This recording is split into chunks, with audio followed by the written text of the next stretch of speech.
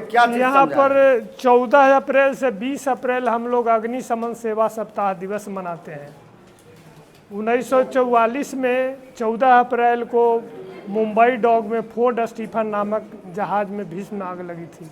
उस जहाज़ विस्फोट कर गया। विस्फोट करने के बाद लगभग 300 एकड़ में पूरा मुंबई डॉक तबाह हो गया।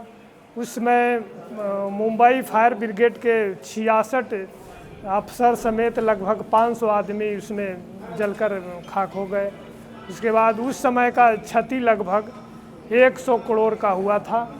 उसी की याद में हम लोग श्रद्धांजलि अर्पित करते हैं और आज जगह जगह पर जा कर के आग के बारे में बताते हैं, मॉक ड्रिल कराते हैं कि इस तरह का सुरक्षित रहे। हॉस्पिटल हो या ग्रामीण क्षेत्र हो। हाँ, हॉस्पिटल हो, ग्रामीण क्षेत्र हो, विद्यालय हो, हर जगह जा करके हम लोग समझाते हैं कि गर्मी का मौसम आ गया है, आप सावधान हो जाइए, खाना सवेरे बनाइए और उसके बाद शाम को 7 बजे के बाद बनाइए, जिससे हवा उठने के पहले।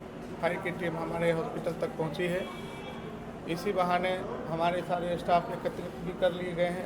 यहाँ के मैनेजर, सुपरवाइजर सभी लोगों को ट्रेनिंग दी जाएगी कि आए दिन अगर स्पार्क करके कोई आग की घटना होती है तो कैसे उससे निजात पाया जाएगा, या सिलेंडर में ही घर में खाना बनाने के दरमियान अगर आग पकड़ ली तो उसको कैसे बुझाया जा सकता है। देखिए, तो मैं सबको बहुत धन्यवाद करना चाहता हूँ कि हम इस पे आए और इस वक्त हमारे सारे स्टाफों को ट्रेनिंग देंगे। जो टू एक्सटुगेशन अनिवार्य होता है, इससे आपको जिसे आवश्यकता अनुसार जितना चलाना है उतना चलाइए और फिर आ जाएगा। सिलेंडर फटने का मुख्य कारण है कि मेरा सिलेंडर जब नीचे गिर जाती है और इसका लौ जो है हमारे इसके बॉडी पे लगता है, या बगल में दीवार है तो दीवार में लौ लग करके हीट में हमारे बॉडी पे आता है।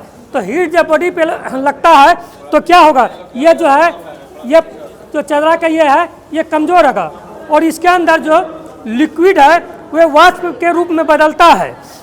तो वो जो वाष्प के रूप में बदलता है कैसे, तो साधारण भाषा में हम जानेंगे कि जैसे कि कुकर में मान के चलिए हम लोग दाल या चावल बनाते हैं तो उसमें जब लौ लगाते हैं तो क्या होता है, वाष्प बन के सीटी मारता है, या जिसका सीटी खराब होता है तो कुकर भी ब्लास्ट करता है।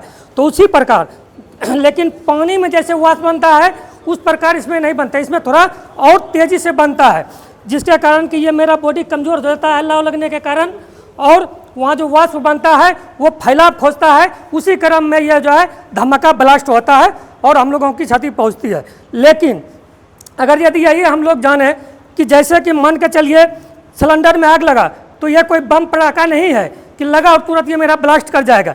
इसमें जो है हीट के मुताबिक जिस प्रकार से इसमें हीट लगेगा, जैसा कि हमारे भी सर बताए 40 मिनट, 45 मिनट, 35 मिनट, मान के चलिए जिस प्रकार इस पर हीट लगेगा उसके हिसाब से ये मेरा ब्लास्ट कर जाएंगे। तो समय रहते हुए अगर हम अपना धैर्य दिखाते हुए अगर यदि इस पर हम काबू पाएंगे तो हम क्षति से बच सकते हैं। होता क्या है, जब भी गैस की घटना होती है तो हम लोग जैसे ये जानते हैं कि गैस में सिलेंडर में आग लगी है तो हम लोग छोड़ करके उसको भागते हैं। अगल बगल के पड़ोसी भी जानते हैं तो वो भी आने से कतराते हैं और भाग जाते हैं। लेकिन नहीं, हम लोग अगर यदि इस चीज़ को जान लें कि ये बम पटाखा की तरह नहीं फटते हैं, ये समय लेते हैं, और अगर हम लोग सावधानी पूर्वक इस पर काम करेंगे तो हम लोग बच सकते हैं। धन्यवाद।